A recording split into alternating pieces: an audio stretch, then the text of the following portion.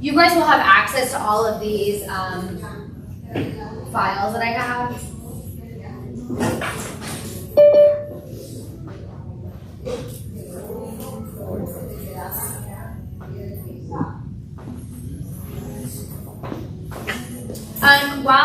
While I'm setting up, what are you guys hoping to get out of today? That's a lot of stuff, guys. What are you hoping to get out of today? How to present to buyer changes. How to present to buyer the changes. Okay. How confident are you right now on your skills besides the changes, but just a buyer consultation in general?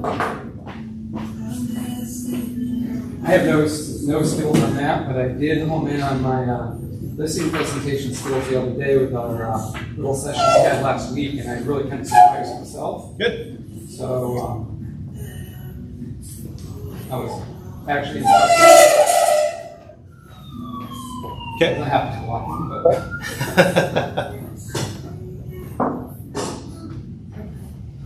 Any chance I could ask somebody to grab the things I just printed from next door, pretty I'll get please? Oh, thank you. All right, so anything else? So obviously how to present to a buyer. What else? Strong leads. How to what? How to market ourselves, build stronger leads. Okay. To handle objection if this is no, it should be seller paying. Handle the objection. Do they say sellers should pay the commission? I don't know how much I'm going to have time to touch on. we're going to talk about. We're going to talk about that.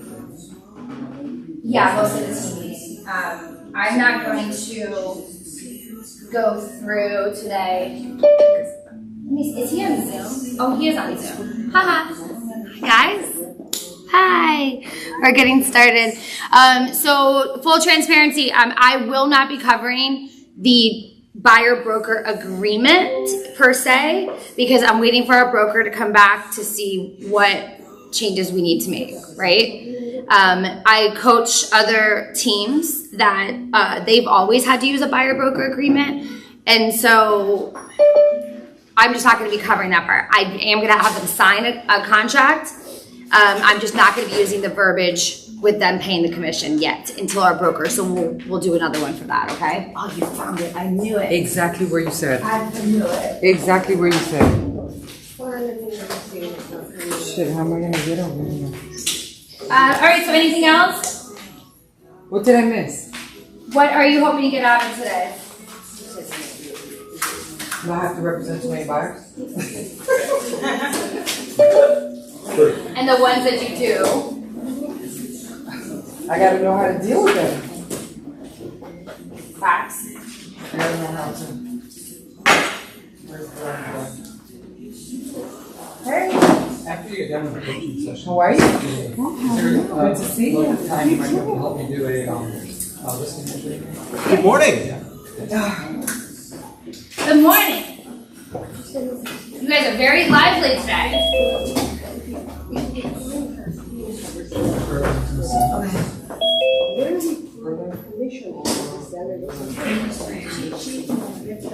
All right, so we said,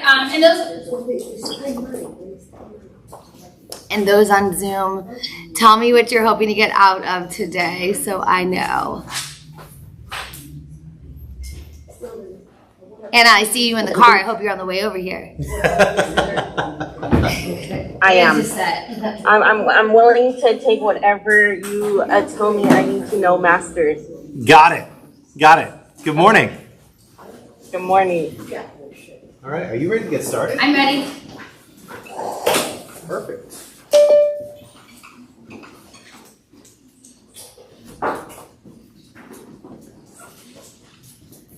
Can you make sure the AC is down? I just turned it down, Tara. And I just need this pen. I'm kidding. Hey, don't get all conceited on us. Yes, she is. Yes. Give me 20 seconds. Oh, good. What else are you guys hoping to get out of today? For what? Yeah, can we sign up to the, into the hotspot here? Yeah. KWFTL. Password is password is lowercase KW. Or is it MC? Lowercase MC 711-3696-33308 KW. Give me that password again. MC 711 Right. 3696 That's the only direct. 33308 KW. That's it.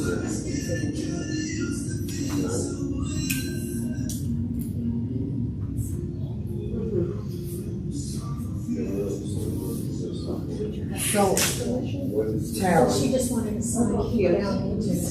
Yeah. just so I understand before we get That's the started. password. So in July, they're going to pass the rule or whatever that sellers don't have to pay buyers. Oh, it's already said. And now we gotta negotiate that. I mean, I know we've always negotiated, but I'm a little confused. What do you mean? Well, what? And then AR lawsuits, you know. Yeah, with the NAR lawsuit, right, so it's not gonna be on the MLS, so you're not gonna know what they're paying, yeah. Oh, I'm about to freeze. Yeah, you're not gonna freeze. Okay, Put it on good. me. I see y'all like, oh shit, I'm about to freeze.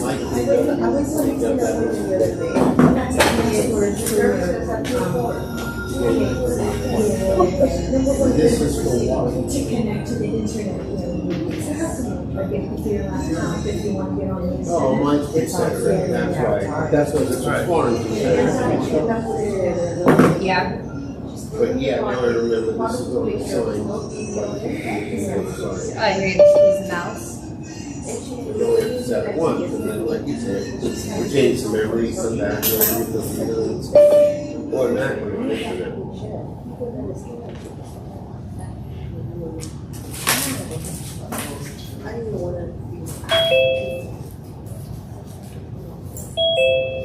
Where is it? I do. I guess we're just going to put yours on mute. My what?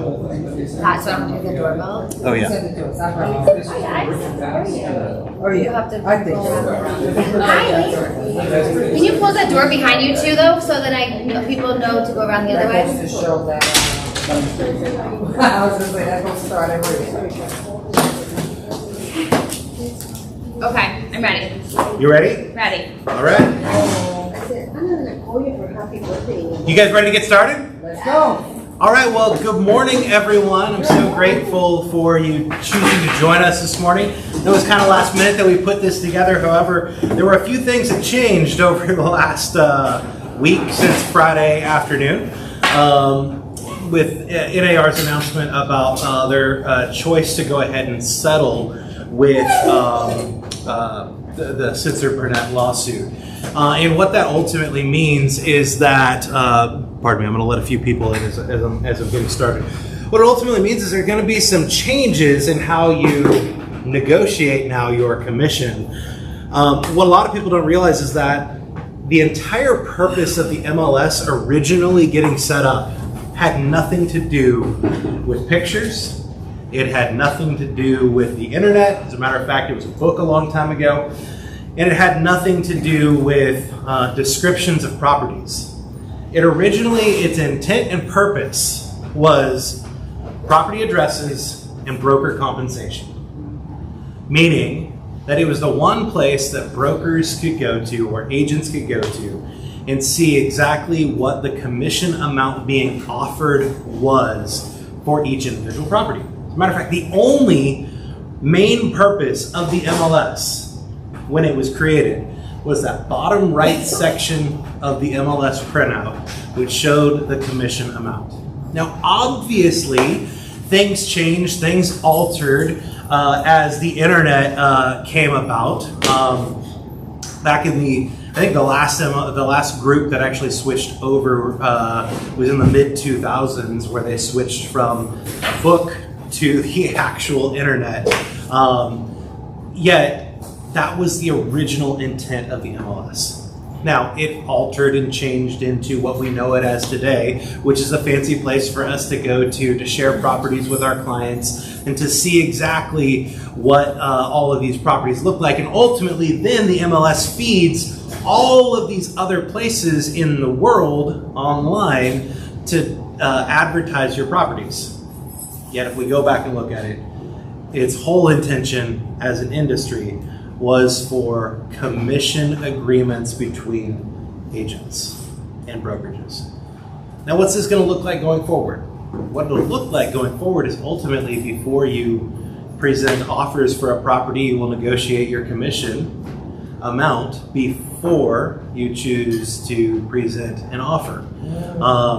And we'll be working with you on exactly what that looks like today. However, in order to be able to present your value to a buyer, you've got to remember that for the last 50 years, the majority of buyer's agents out there use the value proposition of, hey, use me, it's free.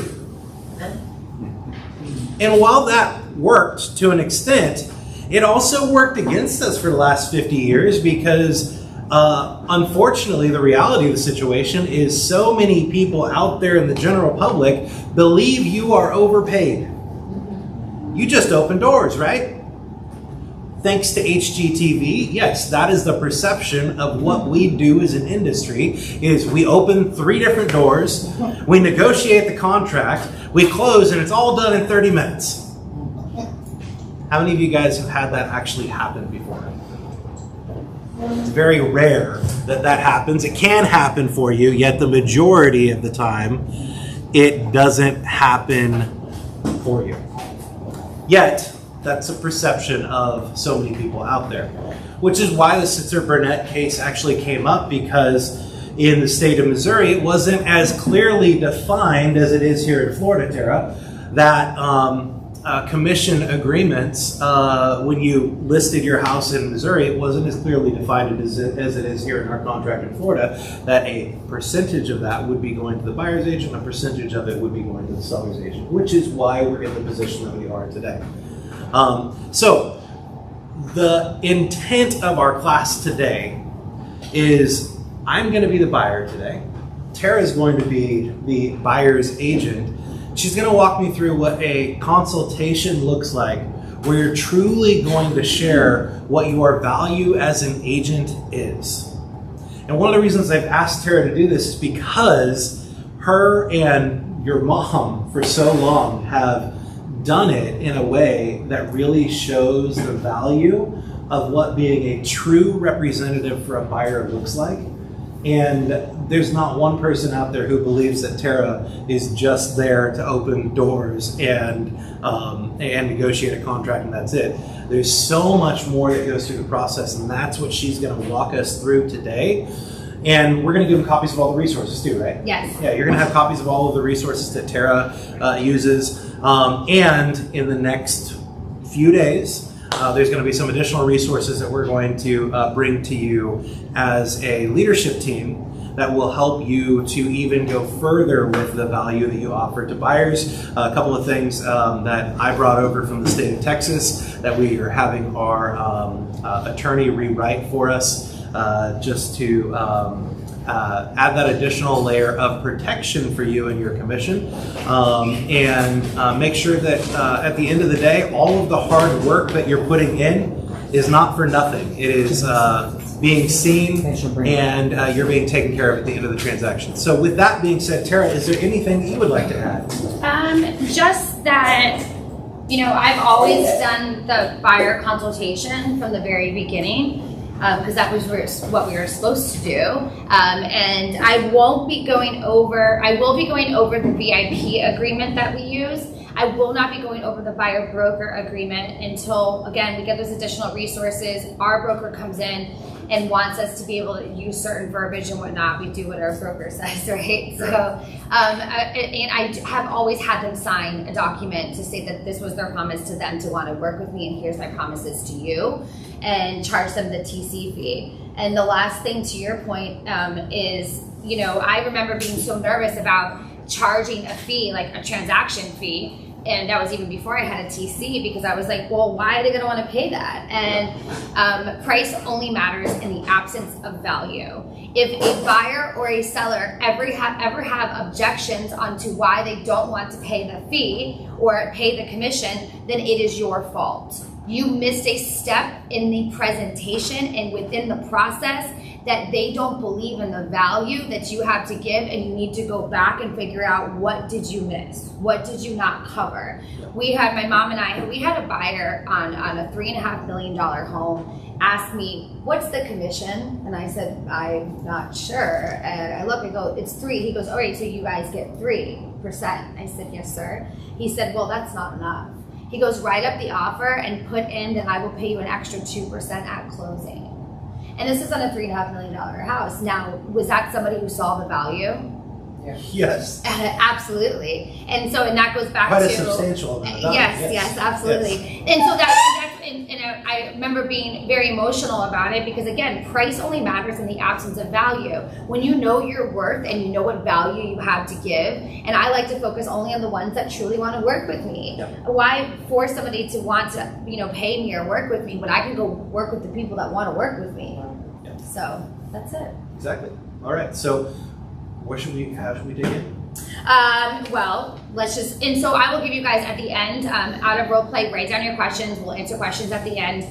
And then you'll notice after we're done, you guys will get the resources, the ones on Zoom too. But you'll notice that I have, it's broken down into steps. The same way the listing presentation is broken down into steps, I've memorized it by sections. And then, so for example, whatever and I'll go through the bullet points with you after, but whatever the bullet point is, that's where I know to start. I can start anywhere in the entire presentation. I just need to know what that bullet point is. So you'll notice that, it's a flow. There's a script, right? All right. Yeah, there Awesome. we go. Scott, thank you so much for meeting with me. I am really excited. I know you have a busy schedule, and I'm just so grateful that you were able to take the time to come into the office and meet with me, because it was so nice meeting you at an open house last weekend. It was nice to meet you too, Tara. And since you're here and you're looking to hire me, I only want to spend a little bit of time to share with you who I am and what my team brings to the table. And then I really want to spend the time getting to know more about you, and not just about what you're looking to buy. Also, why are you buying what you're looking to buy? Why that would be important to you, because you're hiring me to go out and do the work for you. So I want to make sure that, I ask you 500 questions so that I can determine, only of the 5 types of homes that are exactly perfect for you, as opposed to most realtors, like that other one you told me you're working with. They were the typical realtor. They asked you 5 questions, such as how many bedrooms, how many baths, what area, and then they just sent you 500 homes, and half of them you wanted nothing to do with, right? Yeah, there were a lot of homes that I would never consider. Yeah, absolutely. And so that's why I only work with a certain number of buyers at a time. Okay. And I'm looking to understand exactly what's important to you. Yeah. And before I do, just a little bit about me. I am a 3rd generation realtor. My family's been selling in the area for almost 40 years. Okay. And I want you to think of me not just as a real estate specialist, but also as a one-stop shop. I am a concierge service, so whenever it comes, even if you want to know who has the best stone crabs in town, I can help you with that too. And I'm allergic to shellfish. So okay, well then, asking for that. No worries. Let me just make a note of that. No shellfish gifts. Got it. So with that being said, it's just the knowledge in the area and the connections that we have and the relationships. I'm sure in your business, what did you do again? I actually am in finance. Finance, awesome. So in your business, it comes back to relationships, right? Yeah, absolutely. So the same thing for us. So that's what our model is based on, and we have tons of specialists throughout the process. So when you go under contract, I have a transaction coordinator specialist. When we're going to do showings, I have showing specialists. When it's going to come to listing your home, if you ever want to list this one or you know somebody, we have listing specialists. At any point in given time within the transaction and within the relationship between you and I will always have a specialist for you. Great. Sound good? Yeah, sounds good. Awesome. So I see here that you have your address now, and you're currently residing in Coral Springs, correct? That's correct, yes. Awesome. And how long have you been there? In our current house, we've been there almost 2 years. But we're renting right now. We just moved to the area in January of 2022, and we're just looking. We finally feel comfortable with the areas, and we're looking to find a more permanent home. Understood. And where did you move from? Texas. Oh, wow. They say everything's bigger in Texas. Is that true? There's a lot. There's a lot of things that are bigger in Texas. We don't have the high rises like they do here, though. That's for sure. Well, we don't have a lot of land like you guys do, so No, we have we no don't. choice but to do vertical living, Correct. right? Correct. So I have your email and your cell phone number. What is the best, your most preferred method of communication? Text. Text? Email is the bane of my existence. Okay, Yeah. got it. And you know, Scott, now that you mentioned that, I would like to tell you that that's also my preferred method of communication is text. So it's just like I'm sitting down with you right now. If I am with somebody else, I never want you to feel like I didn't answer. I will always answer once I get done and respond back to you, okay? And then I see here that you're in financing, and for how long? I've been in finance for 15 years. Oh, wow. Yeah. And what would you say your availability is when it comes to seeing property? You know, I pretty much, I'm pretty busy most of the time between like 9:30 and 5. Outside of that, I'm available. Okay, so between 9:30 and 5, and how about on the weekends? Weekends, I'm available unless our kids have school. Oh, your kids? Yeah, we've got 2 of them. Oh, sweet. How old? Dylan is 13 and Savannah just turned 10. I'm sure that's quite a fascinating age. You have no idea. What kind of sports do they play? Dylan's in baseball and Savannah's in softball. Awesome. Yeah, Did they pick that up in Texas? they did. They definitely did. Well, at least they're used to the heat on both sides of that, right? Yeah, but here's the thing. In Texas, it does get fairly cold during the winter, so they can play baseball and softball year round here. So that's different than Texas, and we're really enjoying that.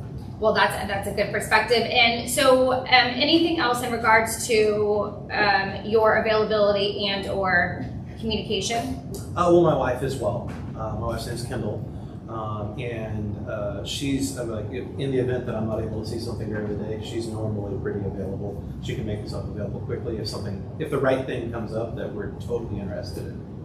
Got it. And I understand she's traveling, so she wasn't able to be here today. Exactly. So with you guys renting in Coral Springs the last 2 years, and the kids are obviously in sports, are you looking to be in a certain school zone? Is there anything that's going to be important to you in regards to that? We'd like something that's zoned for Stoneman Douglas High School. Okay.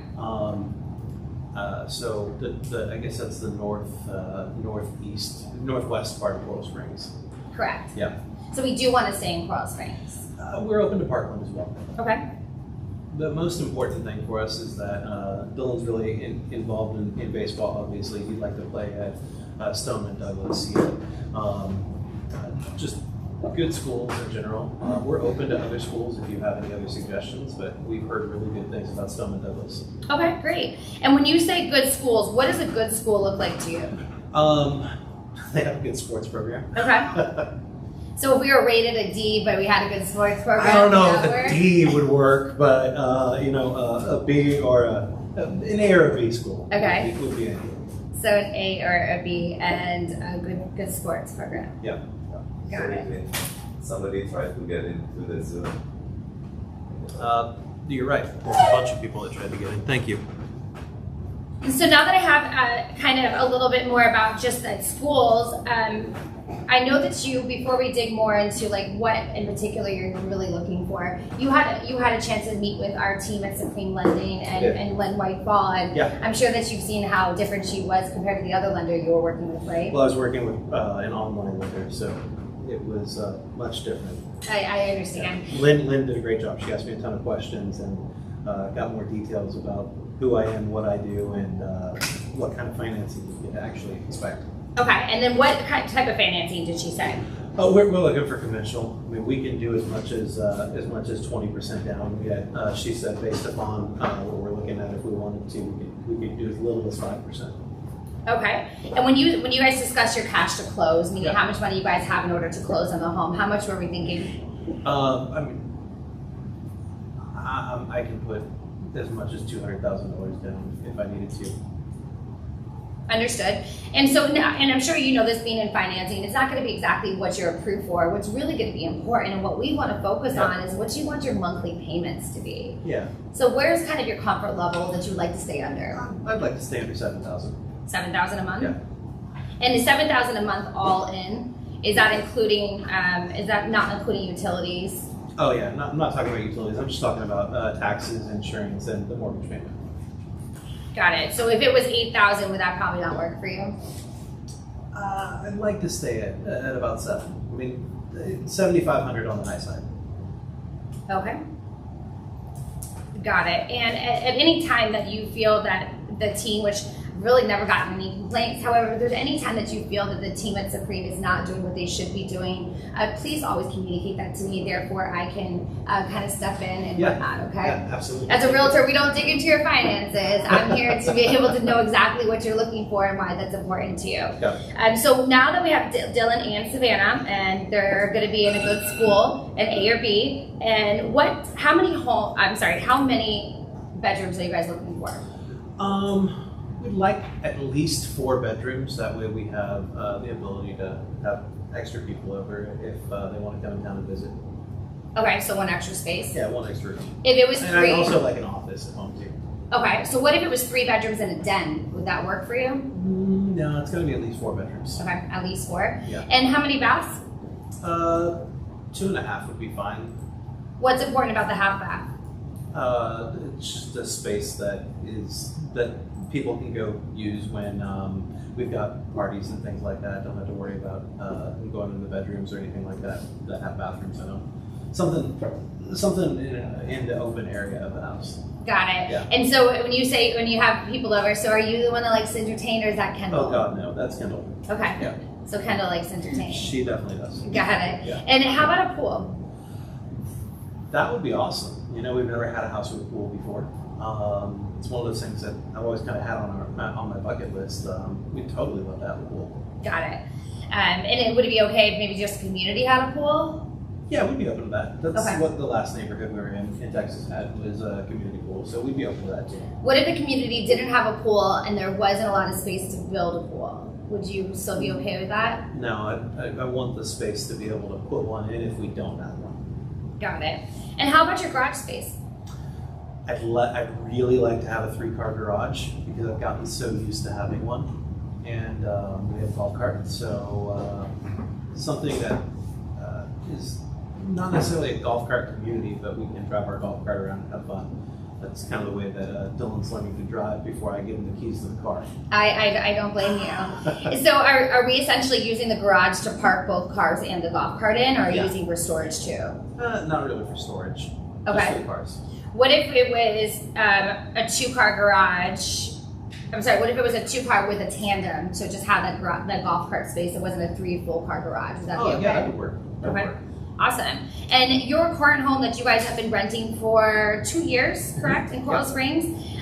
It's hard to kind of identify what square footage you would like. Have you identified maybe the size of the home, or 1 story versus 2? We definitely prefer 1 story. Okay. The last few houses that we've had have been 1 story.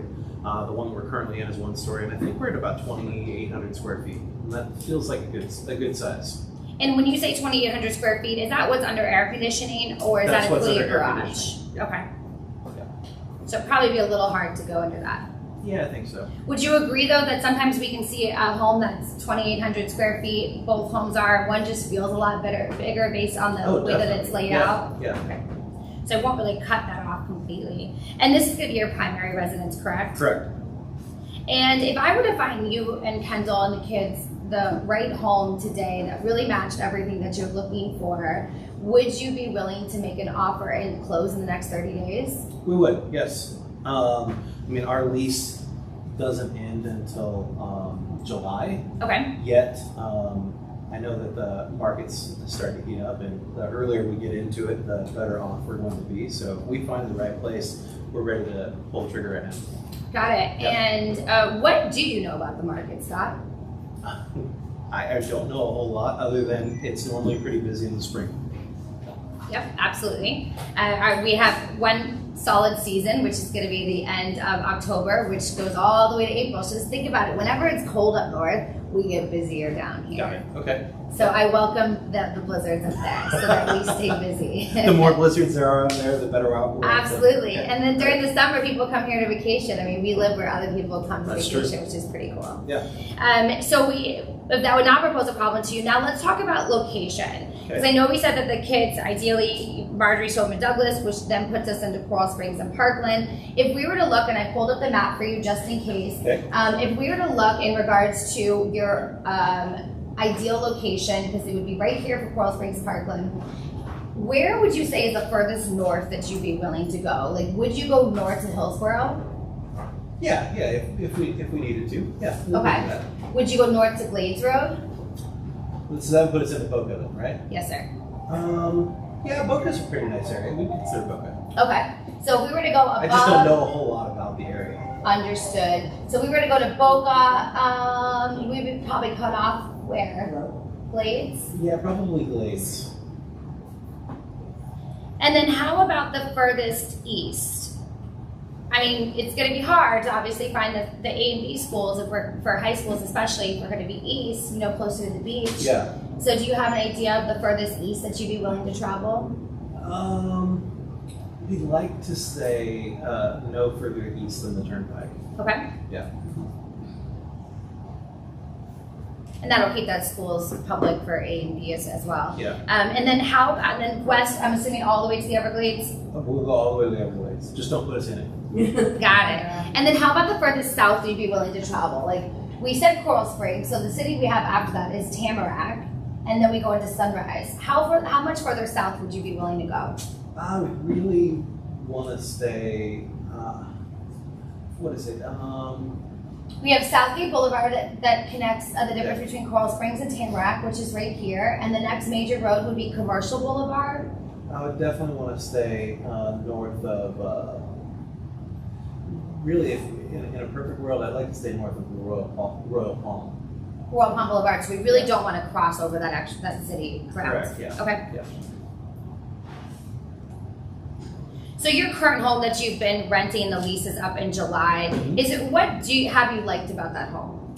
Well, we got kind of lucky with finding it. We do have a pool that's at our rental. Okay. And there's some water behind us as well. And we kind of like the peace and quiet of not having a neighbor directly behind us. It's got a pretty open floor plan, and it's in a gated community. What's important to you about being in a gated community? Just peace of mind, knowing that not anybody can get in. They actually have to call to approve us letting them in, and that's kind of given us peace of mind with the kids and letting them hang outside and do their thing without us having to be paying direct attention to them all the time. That's kind of been nice. Yeah, absolutely. My mom's always taught me that gates only keep out honest people. I totally agree with that. So we like that it has a pool, waterfront behind, open floor plan. And speaking of the open floor plan, how do you guys feel about renovations or doing work on the property? We're definitely open to it. Okay. We want something that we're planning to be in this next house for at least 5 to 7 years. Because that would put us to the kids graduating from high school. So we're open to putting some work into it to make it our own. Okay, and when we're talking about work, are we talking about? I'm not talking about like a tear down and rebuild. I'm Okay. talking about like maybe the kitchen's a little bit outdated, the bathrooms need to be updated. We totally do things like that, but I don't want a house that's going to be a project for the next 5 to 7 years. Maybe a five month project, but not a 5 to 7 year deal. Understood. Yeah. And so you'd be okay with maybe having to redo the bathroom or the kitchen. Would you also be okay with having to redo the floors and possibly have to move walls around, or we kind of want to stop I there? don't want to have to move walls around. If I needed to redo the floor, sure. Okay. But I want something that I can walk into and the layout's already set up for us. Understood. And what is important to you? I know an open floor plan. You could paint your perfect concept of that. Like, are we doing most of our entertaining space there? We just want it like the dining room and the living room in a perfect world. One of the things that we loved about the house that we had in Texas was it was as soon as you walked in, there was a hallway, and then it opened up into a great big living space that had the kitchen on the left and had a huge island, and then the living room was on the right, and at the island you could have a nice big party and sit 6 people at the island and have all kinds of charcuterie boards and all kinds of stuff like that. So We really like to entertain. we did love that. Understood. And how about your space in the backyard? Space in the backyard. If there's enough space for a pool, we're good with that. If there's even more space, so that we could, set up a batting cage or something like that, that'd be awesome. But that's like a dream, not a must-have. Well, I'm so glad that you brought that up, because in all reality, there's really only 5 must-haves essentially, and sometimes we don't even get that far. Okay. So if we have to talk about what your must-haves are, what would be one of those? I would assume the school for sure. The school, yeah, an A or B school that has a good sports program is a must-have. Okay. What else would you say is a must-have, Scott? 4 bedrooms, 4+ bedrooms. Because again, you said that if it had the 4 and it just had a den, that would not work. It had 3 bedrooms and a den, that would not work for you. That wouldn't work for us. No. Okay. A pool. Or the space to build a pool. You know, I say the space to build a pool, Tara, and I trust myself more with buying a house that already has it, so I don't have to worry about that project. Understood. However, what if I were to find you something that was in a community that you really liked? You had the A and B school where they had the good sports program, ideally Marjorie Stoneman Douglas. You had the 4 bedrooms, and you had space to be able to build a pool and maybe even a batting area. Who knows? But at least be able to build the area. And you didn't have to do a lot of renovations, and the kitchen was done. You just had to update some of the cabinets and get new appliances. I'd be open to that. Yeah. Okay. So we can keep that on there. All right. So pool or space to build a pool. Cooler space for it. Anything else that would you say is a must-have for you and Kendall? A really open, like an open floor plan for entertaining, because we love having people over. We really want our house to be the place where our kids want to bring their friends, because then I get to know who they're hanging out with. So we want to be the place that all of their friends feel comfortable too. Absolutely. So what if, Scott, I was able to find you the home that had the 4 bedrooms, it already had a pool, Yeah. and it was in the school district that satisfied the kids' sporting programs, for Dylan especially, and again, it had the pool, but it did not have that open floor plan, and I know you said you didn't want to move walls or anything. However, You're we killing had me, to Tara. move some walls to create that open floor plan, but it had the 4 if it bedrooms was- and the 2-car garage. If it was perfect and there were no other options, and that was the only thing that we would have to do, we would consider it. Okay. Yeah. Any other must-haves that you can think of now? Not off the top of my head. Those are the main 4 right now. It doesn't even necessarily have to be in a gated community. We'd just be most comfortable with that. Yes, I put that down. Yeah. All right, that's pretty standard. Usually we don't get past more than 3 to 4 must-haves whatsoever. And I really want you to be involved in the decision-making process. And in order for you to be involved in the decision-making process, it's important that we talk about there's 3 types of buyers. Okay. So the first buyer is an A buyer. Right. And this is a buyer that needs to move, has to move, is going to be homeless in the next 30 days if they don't move, if they don't find something. Well, I'm not going to be homeless in the next 30 days. And like I said, if we found something that fit our needs, we would be willing to do it in the next 30 days. Okay, great. And so that would be the type of A buyer, and a B buyer is ours. And the A buyer is here for me every single day. I mean, they're going to be homeless in 30 to 60 days, and they nonstop communication. And B buyers, that's our second highest priority of buyers. And that's somebody who typically has a lease to fulfill, or they have some things that they want to do on the home before they end up being able to purchase and whatnot. Yep. And then we have C buyers, and really these are more of our investors. The C buyers are the people that they're just kind of going to wait for the best deal to come around, and when it happens, it happens. Out of those 3 types of buyers, where would you say you are? I would say that I'm probably between an A and a B, maybe an A minus. Okay, A minus, B plus. Yeah, exactly. Okay. Like I said, we're not going to be homeless until July, and I prefer to find something sooner rather than later. Absolutely, and my team and I will make sure that we help you with that. And so it's important that we just have an expectations conversation in regards to how often you will be hearing from me. And so we're not necessarily hearing from me every single day because you're going to be burnt out by then. Yeah. However, since email is not your preferred method of communication and text is, then I will be setting you up on a search and making sure that I send over those properties to you via text as well. Oh, you can send them via text? I can. Oh, awesome. There'll be an opt-in service when we go through the MLS search. You'll be able to see that, and I'll set up your opt-in service for text message. Great. Okay. Therefore, you can just make everything go in a folder. In your Perfect. email. Okay. So you would agree? I'm going to call us an A- buyer. Yeah. Awesome. And again, if you could just sign here again, I just want to make sure that we have an agreement on that, because if I find you exactly what you're looking for, So by signing this, what am I agreeing to? you are agreeing to the fact that you identify yourself as an A- buyer, which means that you understand you won't be hearing from me every single day, and you will get set up on a search via text message, and you will be able to let me know what you feel is the type of properties you would like to go see, and we can schedule those times in advance. Okay. Thank you so much. Yeah. And I know that you had just moved here and 2 years ago. However, I wanted to look at our timeline of our home purchase.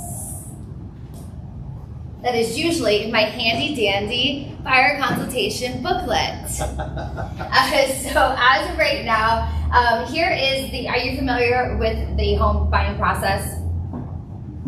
I mean, we bought homes before, but I can't tell you I paid attention to every detail. Understood. Yeah. Well, the first process is you are going to first find a realtor you can trust. Okay. Hey, that's me. All So right. we already figured that one out. Okay. And we're going to set up a home buying consultation. And that's what this is, Scott, because it's really important that I understand your wants, your needs, your desires, and really determine some of your deal breakers, which I got a few of them. And maybe we'll learn others once we go and view property. Well, I can tell you this, nobody has sat down with me like this before to figure out exactly what we're looking for. Well, I'm so glad that you came in. And then so properties are the right ones for you. And then the second part is the financing. You already met with our team at Supreme Lending, and you filled out the application, and it's just a pre-approval, meaning we're not actually approved for the home loan yet. Yeah. So once we identify that home, then we can start that process, and they're going to ask you for everything besides a DNA sample. Okay? So we have you obtained your pre-approval letter, which is awesome. And then the third part is showings. And so it says concierge home showing specialist. And what that means, Scott, is you're never going to miss out on opportunities to see homes based on my availability. Yeah. You will always be able to see homes based on your availability and the seller's or owner's availability to access the property. Okay. So basically what that means is I have a bunch of Vanna Whites that are running around, that are trained by me, hired by me, and they are there to open up the door and say, this is the kitchen and this is the bathroom. And what's so great about that is you're able to essentially be seeing property and with some of my showing assistants, and if you like something, chances are before you get home, I could have already ran comparables, spoken to the agent, wrote an offer. I spoke to your mortgage lender to let them know to run some numbers as well before you even got home. Wouldn't that be great? Yeah, I mean, the market's still moving pretty quick, it sounds like. Yeah, absolutely. And so I will always be handling your contracts and your negotiations, and sometimes we just need someone to be there to open up that door and whatnot. Got it. So if you're busy, somebody else will be there to help us. Always, and they're trained by me. However, I am doing all your negotiations and contract work and all of that, okay? Great, awesome. It's a way for me to duplicate myself as much as possible. So once we view kind of your top favorites, and again, because we've sat down and done this process for the consultation, don't be surprised if one of your favorite homes is the first few that you saw. Sometimes your first one. We really shouldn't have to see more than 5 homes, to be honest. Really? Yeah. Okay. Not from this. I mean, you're hiring me to go shopping for you, right? Yeah. While you're at work, working 9 to 5, handles maybe with the kids at practice or running back and forth for some errands, I'm there with my team going shopping for you. I mean, that sounds great. Awesome. So once we find the home, we'll be able to tour that home and whatnot, and then we'll move into offer negotiation. So market analysis, where I'll be able to look at the market and really determine what that home should be priced at for an aggressive offer. Well, an attractive offer. Yeah. And chances are, if you like the home and it really stands out to you and you feel that it's priced right, it's fair to say that other people are most likely going to like the home too, right? Probably, yeah. So there's going to be times where I would say that if we're going to, once we go under contract and we've negotiated and agreed on an offer price and where both parties have now agreed, and I brought you a copy of my contract for you to see, once we've decided that, there's going to be an inspection period for you to determine, do you really like the house? Okay. Meaning that's your time for us to do really all of our research. Okay. Go around, maybe identify if it's different school zones, see if go interview that school. It's also the time to get quotes for anything that we may need as well, or any work. And it's about a 90-page report that you're going to get like this, and yeah, it's pretty big. Okay. And everything that's in it, you know, we're not looking for the little ticket items, you know, no outlet covers and no GFCI outlets, protectors. We're looking for the major items. Yeah. I mean, anything structurally wrong, Okay. plumbing, how's the plumbing, All right. how's the electrical, and how's the HVAC system, meaning the air conditioners. So the expensive stuff. Yeah, the expensive stuff, you know, and then structure includes the roof too. Okay. And you know, being from Texas, I'm sure you'd agree, like Floridians' worst fear is that we have no AC. Oh, yeah. Yeah, so we got to make sure that works too. Yeah. So we're going to be looking at those 4 big ticket items. And the reason why I bring that up as well is because I'm able to help you throughout that process. I can always give you my suggested price based on what I feel that would be a great attractive offer. Okay. And sometimes that will be under list price. However, if I know that that house is priced adequately well, or even priced under market to drive that price up, I will encourage you to make offers over asking as well. And but at the end of the day, I work for you, so you are able to tell me what is best for you. Does that make sense? But what you're saying is you're going to tell me if what I want to offer is like crazy. Yes, Okay. sir. I will always give you my professional opinion. Yep. And again, because you're working with a team, not just me, if I need to get a backup opinion from one of our other experts on the team as well, more than happy to do that. And again, a likelihood of somebody in the agents that we run into, because again, it goes back to relationships. Yeah. So a lot of the times, a lot of the agents that I run into, they actually already know my team and I, and that really helps us build credibility in regards to they know.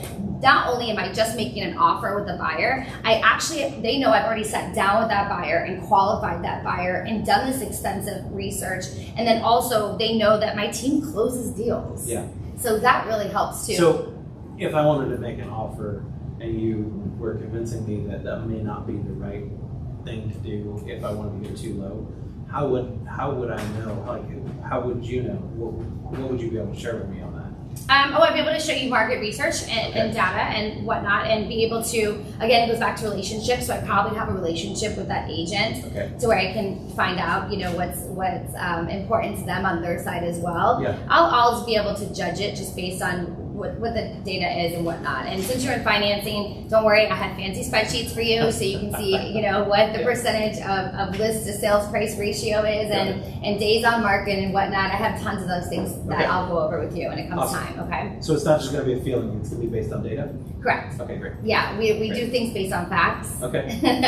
And so when we're doing those showings and whatnot, we want to also make sure too that we're really looking at the home in up and down. My biggest trick is to be able to look around, and whatever we see is going to be based on what our offer is going to be. Okay. So our offers are as is contracts, meaning how the home is found is how it should be left when you purchase it. So we're going to be making offers based on the information that we have, and then during that inspection period, then we'll be able to really do our research Got it. and find out. And if we see something during that time, we can go back and ask them to either fix it or change the price.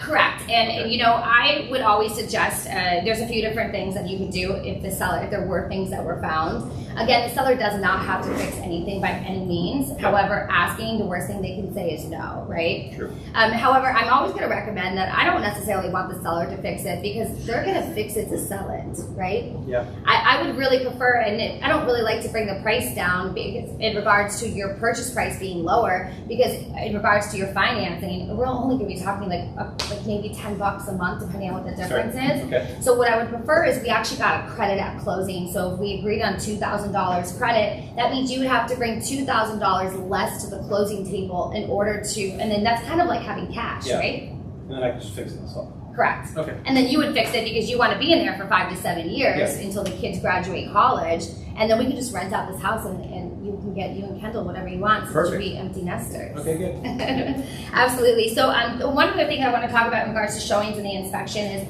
I know that you're working 9 to 5 and Kendall has a little bit more of flexibility for showing. So if that perfect home that really matches your criteria and it's in that school district, it has the 4 bedrooms and has a space possibly for your golf cart, and you have that extra room and you have a pool or room for a pool, plus that open concept, you know, sometimes I'm going to tell you, Scott, you got to make an offer without even seeing the home. How do you feel about that? You know, that's something I've never done before, Tara.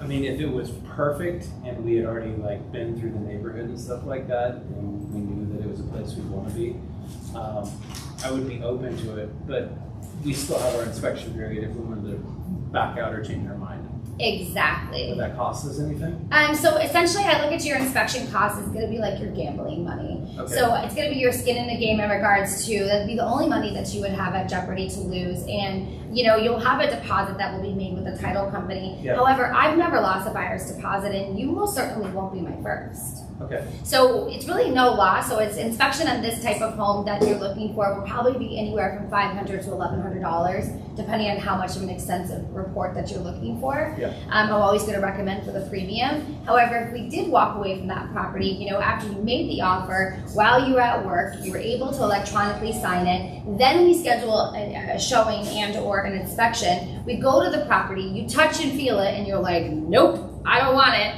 No problem. If you haven't done the Would we be able inspection, to do a preview like right after we're under contract on it before we do the inspection? we can most certainly ask for that. Okay, got it. Absolutely. Or we can see it and have the inspector when he gets there and say thank you, but no thank you. Got it. Okay, then that would definitely be something. Yes, so whatever the options, we have options to be able to. I know it sounds scary because we didn't see it, we're going to make an offer, but it's kind of like a marriage proposal, but you didn't go down the altar yet. That's fair. So like one of those reality shows. Yeah, basically. The runaway bride. Okay. And so during that inspection period too, we're still going to be looking for other homes that match your criteria. Right. And we can still have opportunities to make other offers. However, once that inspection period is done, then we're going to be moving forward and your deposit. And how long is the inspection period normally? Typically, so the standard in the contract says 15 days. However, that's not very attractive. So depending on the type of home and the activity that it has on it, I'm always going to recommend 5 to 7 days, really no more than 7 days. Okay. And even if we have to be more aggressive and get it done sooner than that, I mean, we can schedule an inspection in 24 hours. Okay, all right. And speaking of inspections, do you have a preferred inspector? I don't know any of them. Okay, I'll be able to recommend 2 to you, and then you can decide which one you feel is best. All right. Okay. Any questions about this timeline? What is it on average from the time that we start looking at homes and we find one till we actually close on it here in Florida? What does that look like? Well, I move as fast as you want to move, and because Okay. you're working with Supreme Lending, and they can do things within 8 to 15 days, essentially. With the city and whatnot, it'd be a little hard to do that. It's standard transactions about 30 to 45 days, Okay. as much as 60 days. Okay. It's just going to be dependent on the type of property that we're looking for, and really, how can we make our offer attractive in order to see, do they need to stay there until your lease is almost up in July? Do they need to stay in that property a little bit longer, or do they want to move soon? So in order for us to win that property, we kind of got to give them like a 30-day closing. So if we found one April 1st, I mean, May 1st would probably be the soonest to close. That would, yes, Yeah, sir. That would most likely be the soonest. Got And understand too, if you were to close in May, your first payment is not going to be due until July. So you kind of have that full gap in regards to getting your deposit back and not having that mortgage payment because you already paid your things at closing. So I'm really not as far away from making a decision as I think I am. No, sir. I would say you're a lot sooner than you would think. So if your lease ends the end of July or beginning? Beginning. Okay. So then I would say we really need to get under contract by May. Okay. That would be the latest that I would suggest. Okay. Okay, just to kind of give you that buffer. Yeah.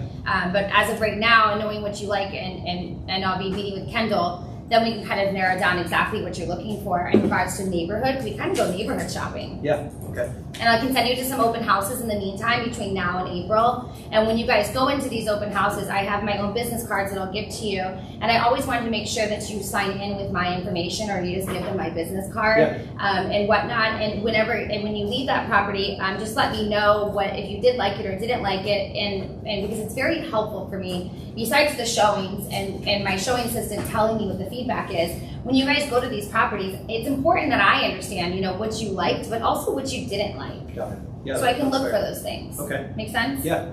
Awesome.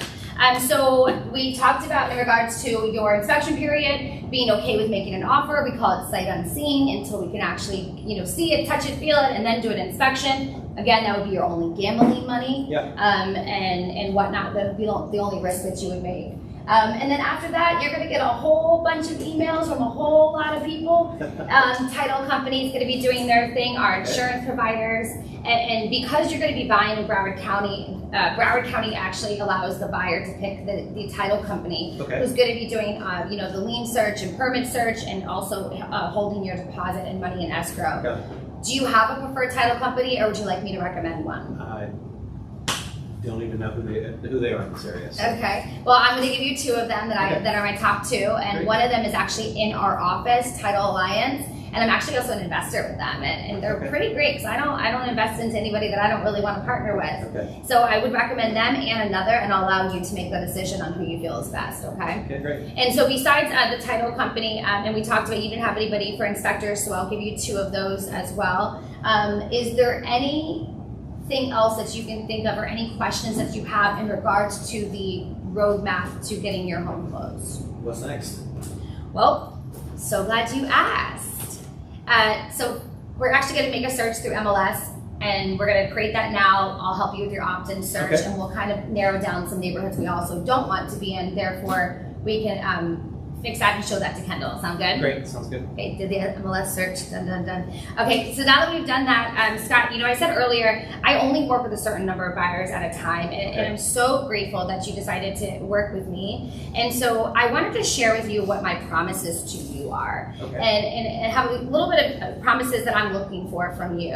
And some of the promises that I have for you, besides scheduling property for you and making sure that I'm always honest and professional and giving you the right information to make the right decisions, I'm also going to be your one-stop shop for anything else that you need and whatnot. And because we're not an attorney-approved state, you do not need an attorney for the transaction, but if you would like one, you're more than welcome to have one, and I can recommend a few. Is this something I would need? Only if you feel like if you need to. Okay, all right. I don't know how they do things in Texas. We didn't do attorneys. Okay, well, our forms with the copy of the contract that I showed you here, these are attorney-approved forms already, so that's great. So here's a list of my promises to you, and what I'm looking for is also your promises to me, because I only work with a certain number of buyers at a time. I'm really looking for those buyers to want to work with me as well exclusively, and not go cheat on me with a whole bunch of other realtors because they can just find anybody. I'm looking to know that if you come across a for sale by owner, you'll let me know about it. If you come across a new construction property, you're going to tell me before you actually walk into that property. Therefore, I can best represent you. Okay. If So you can represent on new construction stuff too? Yes, sir. Okay. And so with that being said, I also want to know if you do come across any other properties that anybody else had ever told you, that you let me know. Therefore, I could be the person that sets up that appointment with you and walks you through that process. So out of curiosity, what is the benefit to having you help me with the new construction? Well, you're going to be negotiating against the developer. Or would you prefer that you had an agent represent you for new construction to help you negotiate for some incentives? That makes sense. Well, before Scott, my first intro into new construction, my first intro into real estate, I was only selling new construction. Okay. And then my mom was selling new construction her first 10 years in real estate too. So you have some new construction specialists on the team. All right, that's fair. Awesome. So because you're going to agree to that, and then we have a transaction fee of $4.95 as well that goes to one of our transaction specialists that is not paid until closing. Okay. And whatnot. So would you like to be my VIP buyer? So the transaction fee, is that something that is paid at closing, or is it rolled into the closing cost? How does that work? That is paid at closing. So Okay. if we don't close, you don't have that payment. Gotcha. And can I share with you how you can remove that payment and make some money off of me? Yeah, of course. Okay, great. You know, one of my promises on our team is to make sure that we've done such a great job that you're so excited to tell your friends and family and coworkers about us and our team and how happy you were, because our business is truly based on referrals. And so when that happens, if you could introduce me, ideally via text message in a group, to introduce me to anybody that is looking to buy, sell, or invest in real estate. Okay. And therefore, anybody that you do introduce me to, not only will I remove that fee, I will also pay you back per person on your closing statement. Legally, I can only do that at closing though, I can't do that after. I'll be able to pay that back to you legally at closing. So if I refer people to you during this, it actually saves me money? It does. All right. That sounds like a pretty good deal. Awesome. Listen, it's totally up to you how many people you want to introduce me to. Well, I mean, hopefully as many as possible. I hope so too. So I'll let you look over this. And again, I would love to work with you exclusively if you're willing to work with me exclusively. Is there anything on here that I should be paying attention to that we haven't discussed? No, sir, but that's a great question. Okay. And I'll step out, I'll let you look at this, and I'll grab you another glass of water. Great. Came back and he signed it. There you go. Done. That's a wrap. All right. So, what did you take away? And then we'll get to questions. Yeah, go ahead. So my question is, so now with the change in July, how do we go into that? So, so it's going to be different with the changes that are coming in July. And the reason why I didn't go through the actual buyer broker agreement and use this is because I want to wait to see what our broker is going to say. I want to, I have no problem letting them know that there's going to be there may be a discrepancy. Again, the MLS search, I personally feel, is one of the most valuable things that they learn from you too, because they're on Zillow and Realtor.com and they're on all these sites, but those sites cannot filter what we can filter. They can't take out 55 plus. They can't take out the mandatory membership fees. They can't take out knowledge and expertise that we have for communities, right? So once I go through that MLS search and really, that one's very extensive. And again, I did a shorter version today. Typically my buyer consults are 2 hours. Wow. And so literally 2 hours. Yeah. This was 40 minutes. You want me to flip it and show you how I believe that we will handle that? Yeah. Great. You're going to be the buyer. Okay, so we're going to pretend like we just went through all of this. All right, so Tara, we've gone through all of this. You've shared with me the most important things to you. We've decided that we're going to work together, and you believe that I'm the one that can help you in the best way possible to accomplish your goals of buying a home, right? Yeah. Okay, so here's the thing that has changed a little bit in our industry. It used to always be said for the longest time that buyer representation is free. And here's what I want to share with you. I'm going to work to make that exactly the case still for you. Yet, at the end of the day, you see value in what I'm bringing to the table, right? Yeah. Yeah. And at the end of the day, if for some reason we couldn't get the seller to pay for that representation, would you be willing to compensate me? Yeah. How much though? Well, of course, that's always the question. Here's what I normally do. I personally normally work for 3% because I bring a lot of value to the table and I make sure that all of your needs are accomplished. Yet, here's the thing. I'm going to ask you to sign a piece of paper stating that you're going to compensate me 3% at the end of closing. Now, here's the thing. I want you to understand that while we'll be going through this process together, before I show you any home, I'm going to pre-negotiate what they would be willing to pay, what the seller would be willing to pay me, so that you don't have to come out of pocket for it. And any of those homes, if they say, I'm not going to compensate you whatsoever, I'm going to let you know that beforehand so that you have that in your mind and you can make that decision. That way you know that there would be a fee that you would need to pay me for that. And at the end of the day, if we get the seller to negotiate to 2% or something like that, that's a conversation you and I are going to have. I want you to win at the end of the day. I don't want this to be painful for you. Yet I'm going to negotiate with the seller on your behalf beforehand to make sure that they're willing to compensate me for this, just the way that it's been done for so many years before this. Does that sound good to you? Yeah. Yeah. So here's what that's going to look like.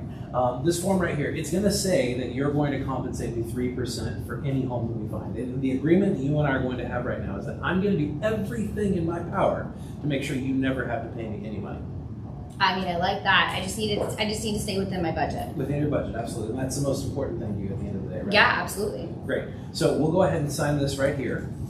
It says that you're going to compensate me 3%. And like I said, I am going to negotiate with every single listing agent and with every single seller directly before we even look at that house to make sure they're willing to actually compensate me so it never comes out of your pocket. Is that also in here that you're going to do that? It is absolutely in there that I'm going to do that. That's one of the changes we're making, okay, guys? That's one of the things that we're having our lawyer work on for us, is that it does state that. So yes, it's absolutely in here as well. And anytime that something above that and beyond, or let's say that we find the perfect house for you and they say, we're not paying a penny, yet it's the perfect house for you, we'll have that conversation at that point in time. Okay.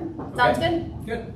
Thank you. That's the way that I would be handling it right now, is having that conversation. And we're getting a little bit into the weeds because we're not ready to teach the new form yet. But one of the things about this is it is a presentation that you make before you show the property. What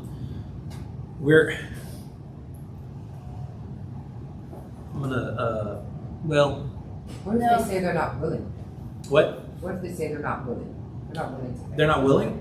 Yeah, because, they're on a budget, like you said. You're on a, and I completely understand that.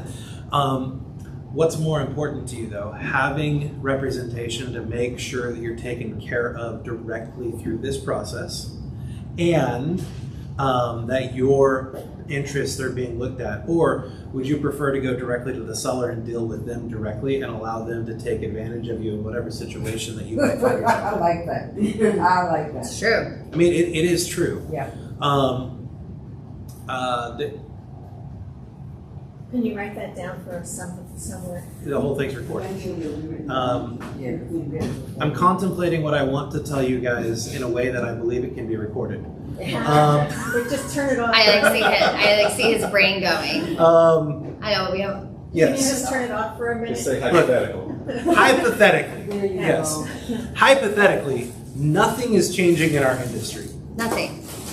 The only thing that is the way you're going to agree to what the compensation will actually be. The compensation the seller was already paying. It's Correct. the same thing. And to be honest, tell me one licensed professional that y'all have ever hired that you didn't have to sign a contract and agree to a compensation. Well, not only that, Tara, but if you go to an attorney, an attorney's going to have you forget it. sign a contract and put $5,000 down up front Yeah. before they'll even work with you. Who works Retainer. for And free? what I'm Correct.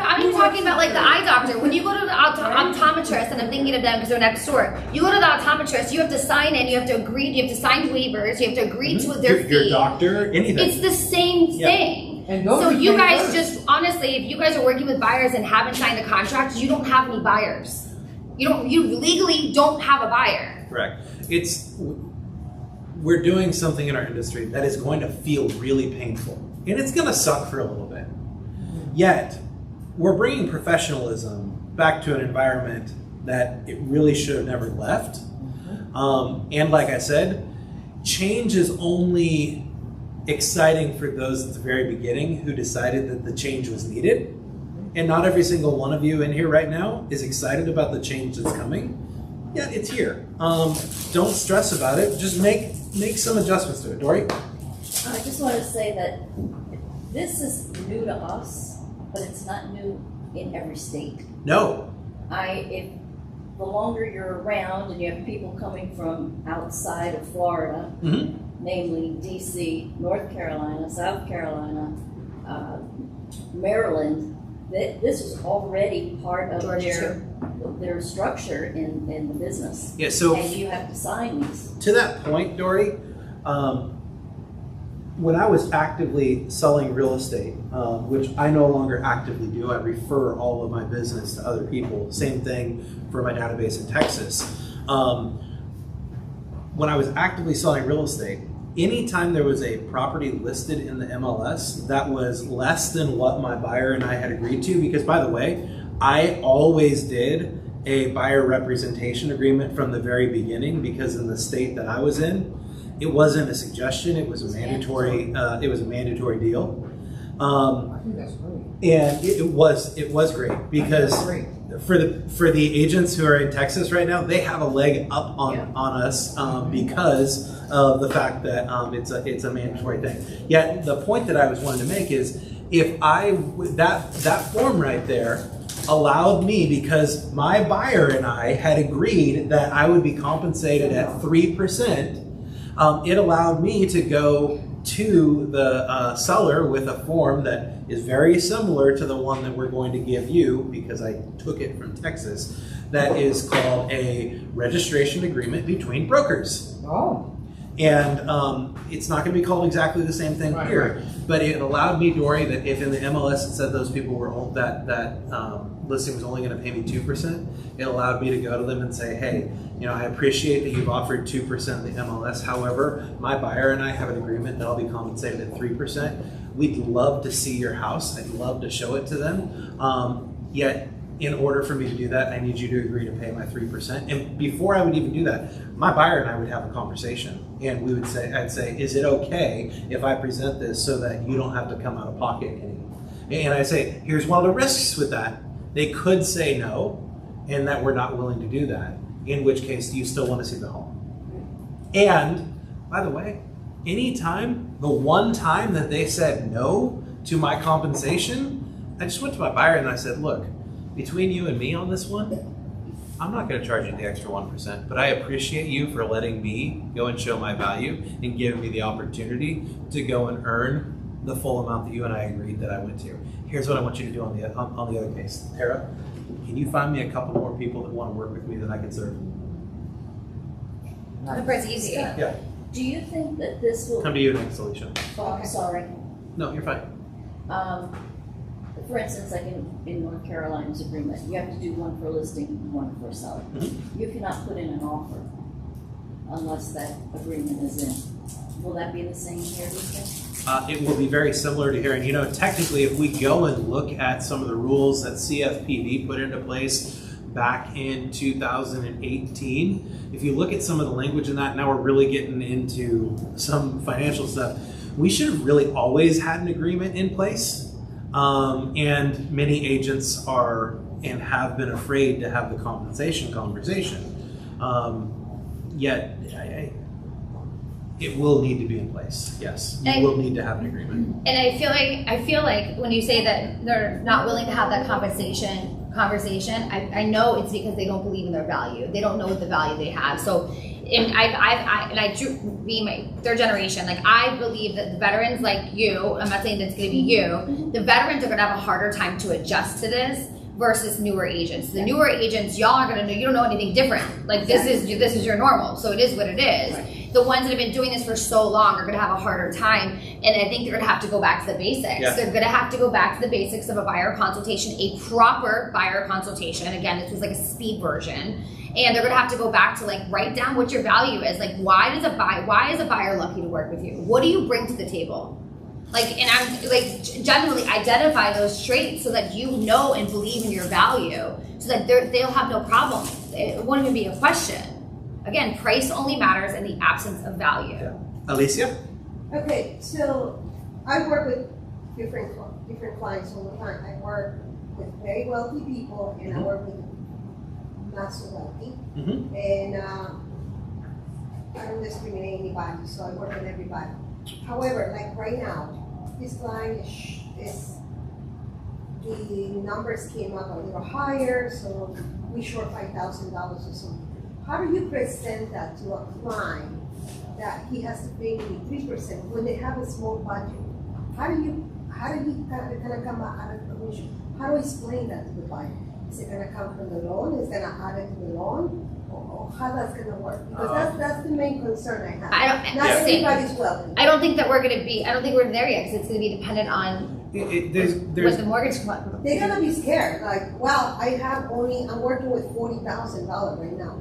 Between down payment and closing costs and Can I ask you something? For 3%. For that particular scenario, the seller is paying a commission right now, correct? Right now. All right, yeah. so it's already, What it's about already the built future? in. What about It's what- already built what- in, it'll probably be 3% less. Let's role play this really quick. Okay. So, I don't have the money. I got only the down payment and closing costs. and Alicia, I totally understand that. And I'm gonna work for you every single step of the way. And here's what I'd like your permission to do. Is it okay if while we're negotiating the price of the home for you, I also negotiate what they're gonna pay me? Yeah, for Because, sure, yeah. like I said, I don't want this to ever come out of your pocket. I don't have it. Yeah. If you ask me, I don't have it. Well, no, and that's okay. And part of this is I'm going to take a little bit of a risk too. I want you to go ahead and sign this so that I can show them that I have an agreement and you've agreed that I'm going to be compensated this. But I'm also going to tell them at the same time that they're not going to be able to buy that you won't be able to buy their house unless they're willing to pay me. I like it.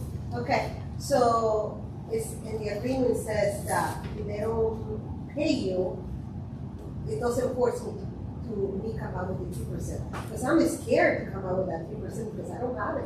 I don't want to be tied up in a contract. Alicia, I'm so scared. I totally understand. And here's what I want you to trust from me.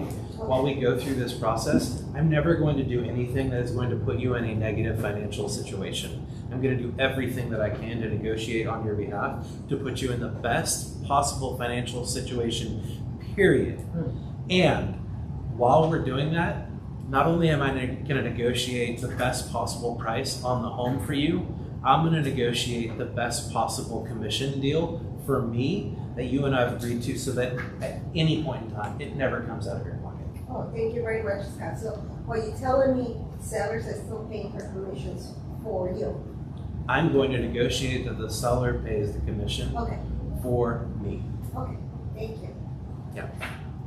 When you do that, an addendum? Commissions have always been There will be negotiable, by the way. there will be an additional form that you're going to get filled out. I did that with a, Exactly. there was the commission said on the thing, it was one of those discount Yeah. things, and it said $1 commission. I called up, I said, what's the deal here? You have to negotiate the commission. Okay. Your So negotiation, your everybody commission did was this 2 years always, ago. it's always been negotiable. Right. So I have Commission has always been negotiable. We'll come to you and then I'll come back to you. Okay. Yeah. So I understand that part of it on the buyer side, right? But as a listing agent, will we still be negotiating 6%? Because now sellers will be like, well, because they won't be well versed in the area. Well, now we don't have to pay you 6%. We pay 3%. Yeah. I'll That's be the language encouraging on that thing. my clients You to. see what I'm saying? Mr. Seller, if you get Mrs. that- Seller, I completely understand exactly what you're saying. May I share with you something though? Yes. If a buyer came to the property, they had the funds, they were willing to buy it, the only thing that they needed was for you to pay their agent's commission, would you be willing to pay it? No, because they're only buyers that'll buy my house. Are I'm they? sure. I'm sure I can find somebody. Well, Are the there? buyer say you will pay, Are you sure? Buyer pays the commission. Well, no, I'm not sure, but my house is beautiful. Turnkey. I can And get anybody to buy my house. I think your house is beautiful too. And every seller believes that their house is beautiful, Juanita. Yes. And you're looking at, you're potentially putting yourself in a situation where you're not going to have any negotiation room, because if we price the house any differently based upon this, and then every buyer's agent comes to you or every buyer comes to you and says, hey, I want to buy your house, however, I want to make sure that the person representing me is compensated for it. What kind of situation could that potentially put you in? Yeah, that'd be a problem. It could be a problem, right? That'd be a problem. So here's what I'd like for us to go ahead and agree to. Let's go ahead and agree to factoring in a buyer agent commission. And at the end of the day, if somebody comes to us and they're completely unrepresented and they don't want even my help in this situation at all, you and I will have a conversation at that point in time about what that would need to look like. Yet, let's go ahead and just assume for right now, until something differently presents itself, and we're going to have to compensate somebody else on the other side of the transaction. Let's go ahead and factor that in. What do you say? Fine. What does that look like?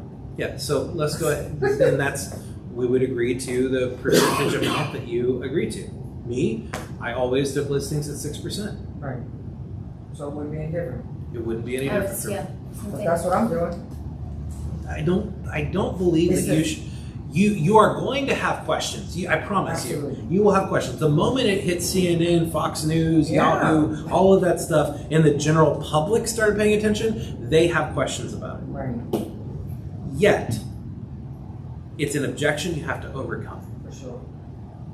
Now, there's a lot of people out there who don't sell homes and are in charge of the economy who say that this will bring prices for homes down. They've never met a seller before, because a seller is going to look at that and say, oh, well, that just means I'll make 3% more, or whatever that amount is. It's not going to bring the price of a home down. I promise you, it will not. Yet, that's what is believed. And here's why I believe that the National Association of Realtors chose to settle. It had nothing to do with the Sitzer-Burnett case. It had everything to do with some comments that the Department of Justice made recently regarding a lawsuit in, I believe it's Massachusetts or New Jersey, where the Department of Justice came out and said that they believe commissions should be separated completely. Meaning meaning a buyer pays their commission, a listing agent pays their commission. Yet, please remember, the people who are creating these regulations on our behalf are people who have never spent a day in our shoes. Or really not on our behalf. Correct. Right. I'm not even going to get into that conversation. But I think what we did here today is going to be the flip to do a listing presentation, because, as Tara has said, value.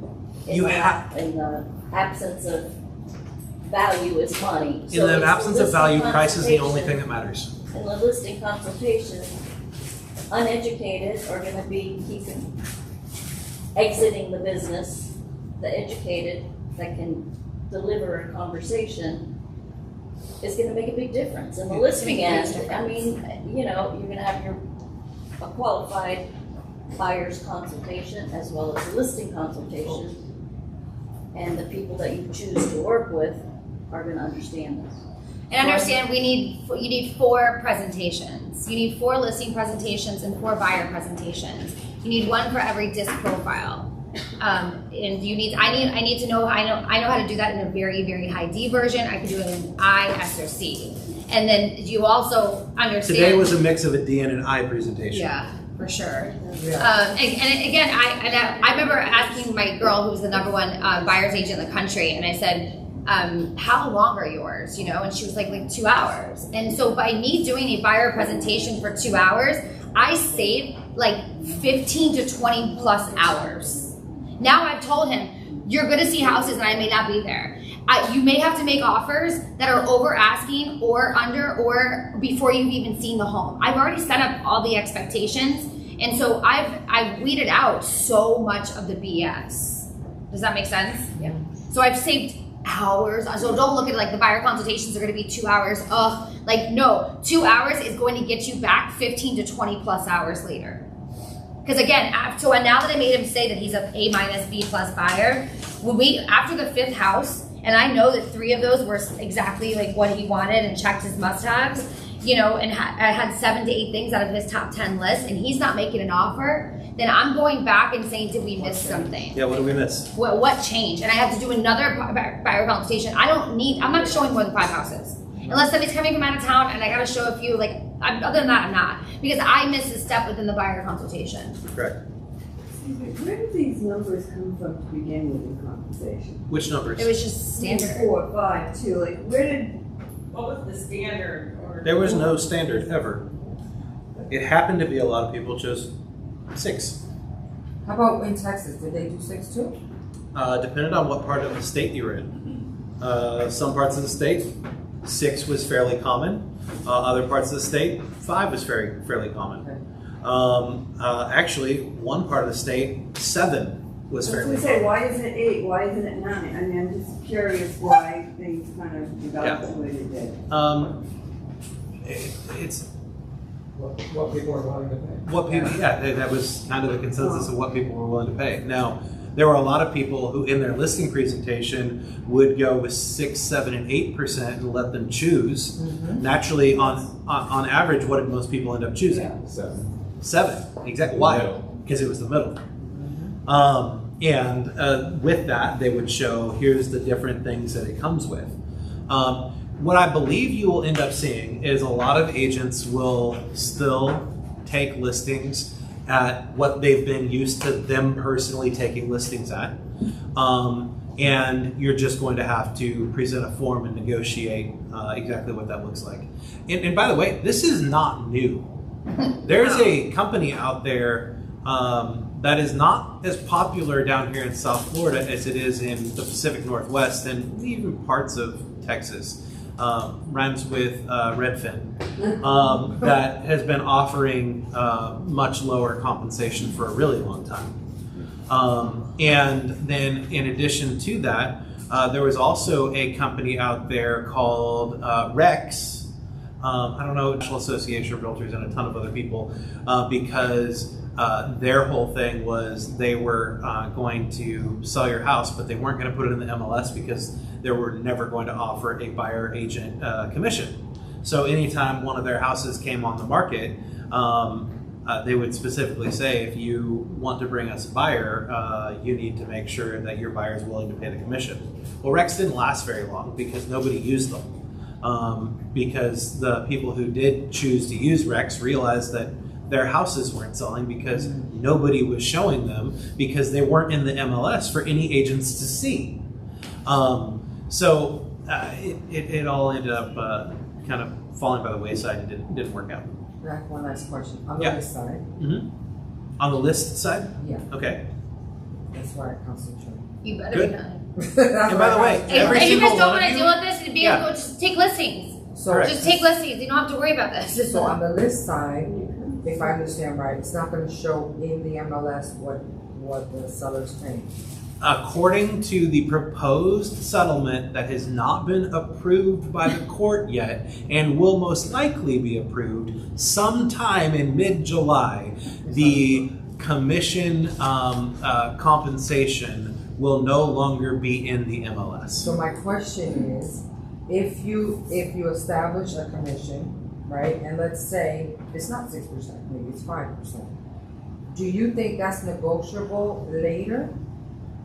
If you find a buyer and they need more, hey, Mr. Seller, the buyer over here needs more money, they're interested in your house. It's always negotiable. Because what I'm when saying, it was in the MLS, I thought that was it. You know? well, that's what you thought, but you could always go and negotiate a different rate at any point in time. Okay, perfect. That's never stopped you from doing that. Now, that's why I'm saying I would factor in a buyer agent commission whenever you're taking a listing. Absolutely. In the same way that you've been doing it for the last 30 or 40 years, negotiate, take your listing the exact same way, and then the way that money will be dispersed is going to be slightly different at closing because they're going to want to see that the seller is paying the buyer agent directly, not the listing, not the brokerage paying the buyer's agent directly. What's that? That's how it's gonna be? It's gonna show up a little bit differently, more than likely. So it's gonna go directly to the agent, not to the broker, then over to the Correct. Because you gotta remember, when you put in blank percent amount that you take the listing for, that has always been the amount that the listing brokerage got. And then the listing brokerage was agreeing to give up part of their percentage to the buyer agent. Yes? Would you consider doing this on the listing side? I know 100%. You're missing. To me, I thought that went brilliantly. I was ready to run out the store and go get some buyers. Good. I thought that was fantastic. So, and just seeing what the list, and you kind of did this the other week with the guy on the phone. Do you have the same kind of conversation, the clarity and transparency and setting the expectation, and we will revisit that look? You still gave a lot of value. To me, there was no question about money or questions at all. It never came up. not then and not on that call a couple weeks ago that you did. So for me being new, just to kind of like watch this video and just internalize it and practice it like you've been having me do. That's why we got 3 cameras here recording the whole thing. Because I recorded this 3 different times and they all were corrupted. Okay. So like the listing side, that would, if I could just get that, I'm ready to just speed it up and go. Good. We will absolutely do the listing side. Okay. Give us until sometime in April for us to do that. Sure. The most important thing that I want to prepare you guys for right now is the buyer agent side of things, because that's where you're going to feel the change and you're going to need to have a little bit different conversation. The conversation that Tara walked us through today is the value conversation. It is showing your value. And the reality is Tara's been doing this since she got into real estate because it's how she was taught. Not everyone has done this because I still have signs in my office. As a matter of fact, when I came out and I said, nobody ever say again, free buyer representation. Do not say that any longer. One of our agents in our office, I'm not going to tell you who it was, she brought me the riders that she had for her signs that literally said free buyer representation. Wow. So that has been the way that value has been perceived in our industry for buyer agents, and you're gonna have to change it. I used to say, I want my total free service to you, and obviously, and that's not even true because we have the TC fee too. Understand that now's the time to master your buyer presentation and just chunk it down. It's really not rocket science. I'll give you guys the forms that I have. It's been the same thing I've been doing since the very beginning because that's what Ignite told us to do. That's what my PC coach told me to do. Yeah. And that was just the foundation of what it is. And so if you don't have one, now's the time to have one and practice it and chunk it down. And then there was something else. Oh, did you notice too, the MLS thing is huge value, like huge value. And then, did you notice too, like I kept giving recommendations, but I always said I would get in 2 to 3 people and he can decide. Because again, you can't just give people one person. Right. And now is the time, I believe, I'm very excited about this opportunity, like extremely, because with the influx that we had of realtors that came in during COVID, especially thinking that this job was easy, we're going to see a mass exodus because 50% of, I think it was 1.6 million realtors right now, 50% last year sold 1 or 0 homes. 50%. They cannot survive. 50%, y'all, sold 0 or 1. And they're going to need that education. They're going to need not only need education. I'm looking for the realtors right now. I'm hunting, like my Raz is on. I want the realtors that want to get out the business. And I want their database. And understanding KW, you guys, if there are those people or you're thinking that is you can put your license into referral status. You can put your license in referral status and then you can give us your database. I will happily even probably pay for your database. To be honest, I will pay for it right now, depending on what it is. And so I would pay for your database, or you just give your database, and then you can legally still get paid if you keep your license in active status, but you can't show property. You're not really a realtor. You're just giving all your referrals, and anybody you come across that we close, you get paid 25, 30%. You turn it in from an active business to passive income. Not me, I'm here for the Consultation I have inside. So now that the word is out there, looking forward, are we still going with the compensation fee schedule that's working now?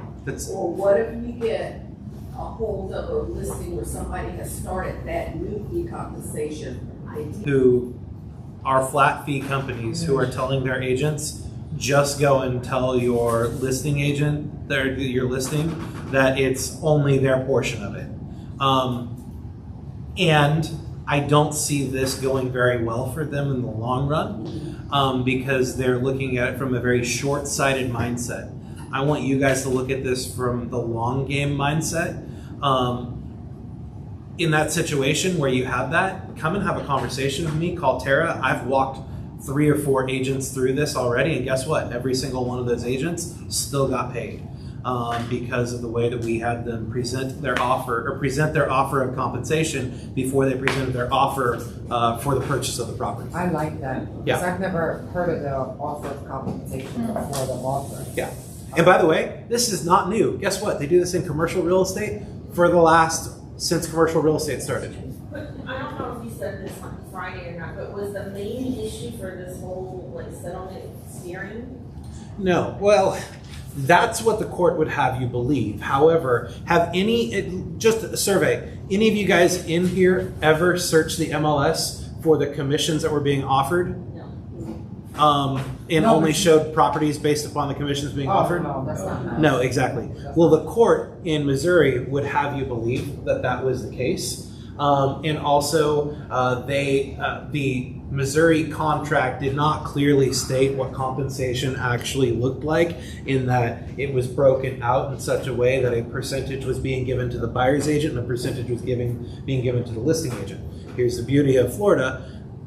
That was already done here in Florida. It was broken out in a clearly defined way. It was not clearly defined in the state of Missouri. However, because this happened in the state of Missouri and took on like wildfire, and they ended up suing a bunch of major companies, including the National Association of Realtors. The National Association of Realtors and even KW and a bunch of other companies saw that there were other copycat lawsuits happening across the country.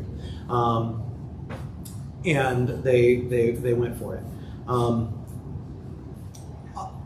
My feelings on this, just being fully transparent, I could piss a lot of people off by saying this, yet I'm going to say it anyways.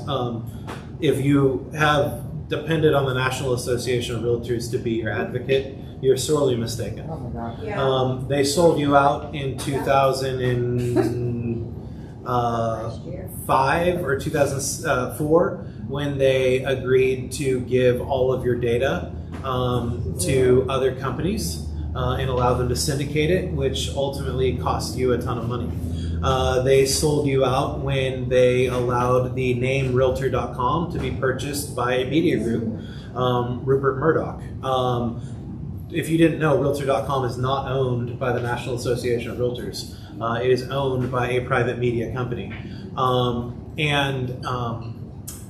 The way that this case went, we were not strongly represented in it from the very beginning. And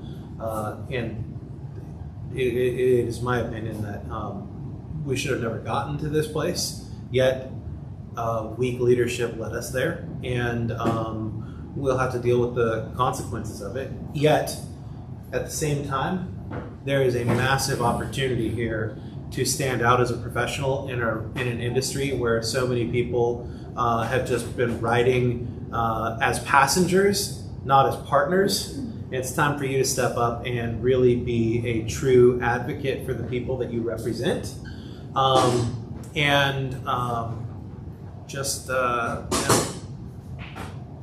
shine in a place where many people don't. If you shine, are we gonna still be part of art? yeah, you We have no choice. as of right now, if you'd like to be a member of the MLS, you still have to be a member of the National Association of Realtors. I don't know what that will look like. Don't get me wrong. I believe that the National Association of Realtors has massive value. Right. I don't believe that they've truly represented you in some very key things over the last several years, because they've had weak leadership. Yet, the code of ethics is something that if it went away, it would be like us being in an old Western film. You'd see those would be those doors that open when you go into a saloon. And I mean, we'd be like, all right, you guys want to take this outside at sundown? Yeah, exactly. The National Association of Realtors has done some amazing things. We've just had some weak moments, and they've happened to all come together in the last 4 to 5 years. I think that I don't think the National Association of Realtors will go away. If that's what you're asking, I think that they will very much be there. They will be valid. They, just like every single one of you have to do right now, is go and show your value. Show up, pick up the phone, and make sure that they understand, and make sure that your clients understand you are their advocate. Just like the National Association of Realtors is now going to go on a PR campaign of here's what we actually do and here's how we support you. And here's what our new commitment will be going forward. All right? And also, if an unrepresented buyer comes in and looks at Zillow and tries to look at a home, we all know the prices in there are so weird anyway. So the fact is that as a representing a buyer, that you can negotiate that price and figure out that price is like key. How are they going to go in by themselves and figure out what things cost? Yeah, from here on out, just assume that everyone is a for sale by owner. Yeah, exactly. And negotiate your commission before you show the property. Right. Yeah. I All right. like that. Oh my God, I like that. All right. I appreciate you all for being here. We're going to go ahead and wrap up. If you've enjoyed the class today, my name is Scott and this is Tara. If you haven't enjoyed the class, this is Steve and I am Mark. Just kidding. Y'all have a good day. Appreciate you for being here. And for those in coaching, so we're 15 minutes in. Steve and the others are already on Zoom. We're going to be doing this today, so I'm basically just rolling. So if anybody wants to stay, you're welcome to. But it's obviously PC coaching is every day from 11 to 1. I'm here in this room till 4 or 5 o'clock every Monday. But we're just rolling into what we just did. Okay. And there's birthday cookies for Tara. Oh, thank you, Mama. You're the best. It's tomorrow, right? Come help tomorrow. Thank you. Yeah. Before you're the best. Thank you, Mama. Love you. So when I say I chunk down the buyer console, like you could ask me any bullet point and I can start my script in that section. Does that make sense? Like, for example, if we say why and what you want. So not only are we here because I believe in the consultative method, we're also here so that I can understand exactly what you're looking for and why are you looking for it. That's the script. So it's a little bit about me. So we're really here to focus on you. And so I'm going to share a little bit about me. And then I want to learn more about what you're looking for, your wants, your needs, your desires. Then I do the 500 question script, which is 5 questions. I would rather